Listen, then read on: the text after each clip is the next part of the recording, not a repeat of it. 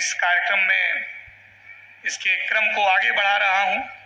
और इससे पहले कि मैं मेहमानों को बुलाऊं, मैं उनको बुलाना चाहता हूं जो मेरी माँ की तरह इस गांव में बहू बनकर आई। वो हरियाणा से आई, पिताजी फौज में अफसर, माताजी शिक्षा विभाग में अधिकारी। उन्होंने जब यहाँ की स्थिति देखी तो दुख भी हुआ, खासतौर पे स्त्रियों की दशा देखकर इन जनरल। तो हमने कहा कि हमें इस दुख को ईंधन की तरह इस्तेमाल करना है। जब भी मैंने कोई संकल्प लिया है समाज के लिए तो उन्होंने शक्ति की तरह मेरा साथ दिया है। और उनके सहयोग से मुझे ये समझ में आया कि क्यों सियावर राम कहा जाता है, क्यों नमो, जब हम महादेव की अर्चना करते हैं तो पहले पार्वती का नाम लेते हैं। मैं अपने जीवन की सीता, अपने जीवन की पार्वती, जिनके होने से मुझे कुछ गौरव मिल रहा है, कुछ मान मिल रहा है, कुछ संकल्प मिल रहा है, मैं मंच पर आवाज दे रहा हूं मेरी गुरु और मेरी धर्मपत्नी गुंजन सांगवान को।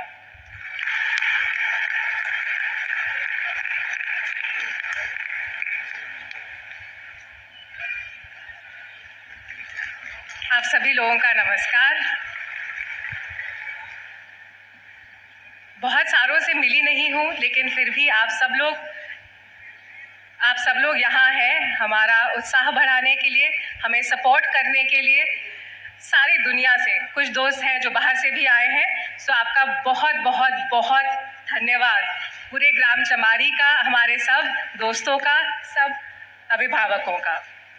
जैसा सौरभ ने कहा, शिक्षा हमारे लिए बहुत ज़रूरी थी, क्योंकि चारों ही माता पिता, रविकांत द्विवेदी जी, माँ मधुप्रभा द्विवेदी जी, पिता कर्नल वीरेंद्र सिंह जी और रेनू सांगवान जी, इन चारों लोगों ने अलग अलग जगह पे रहते हुए, एक रोहतक में, एक यहाँ चमारी में, सिर्फ एक चीज़ पर जोर दिया और वो थी पढ़ाई।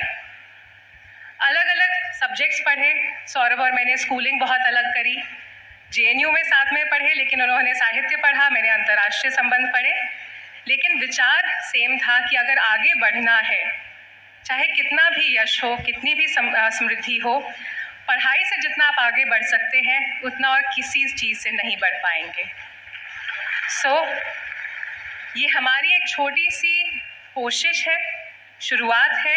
इतने सारे लोगों को देखकर थोड़ा मनोबल और बढ़ा है कि शायद हम सही दिशा में जा रहे हैं आप लोगों की वजह से। और आज ही के दिन 15 साल पहले बुंदेलखंड की बहू बन के आई थी, तो उस चीज़ की भी बहुत खुशी है। इसी गांव में आए थे, बहुत अच्छा लगा था, एक नया परिवार पूरा मिला।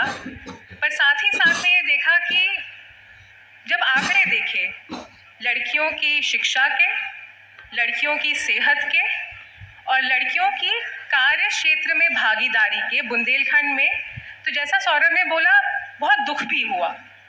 क्योंकि जहाँ से आते हैं थोड़ा सा उसका था कि घर में कार्य करने वाली महिलाएं हैं, सिर्फ घर का ही नहीं, बाहर की। माताजी शिक्षा में थी, नानी मेरी शिक्षा में थी, जितनी भी ताइयाँ हैं, चाचियाँ हैं, वो सब शिक्षा के क्षेत्र में हैं। तो लगा कि यही एक तरीका है जिससे हम सब आगे बढ़ पाएंगे। क्योंकि एक लड़की जो पढ़ाई करती है वो सिर्फ अपना घर नहीं चलाती है, वो अपने आसपास कम से कम 4 से 5 घर चलाती है। तो ये हमारी कोशिश है अभी भी। And this is just to add, अभी भी जब मैं देख रही हूँ तो मुझे ज़्यादातर पुरुष दिख रहे हैं, महिलाएं कुछ एक जगहों पे ही दिख रही हैं। कोशिश हमारी ये है कि अगली लाइब्रेरी जब तक खुले, ये आगे का पंडाल तो कम से कम पूरी तरह से हमारी बहू और बेटियों से भरा हो।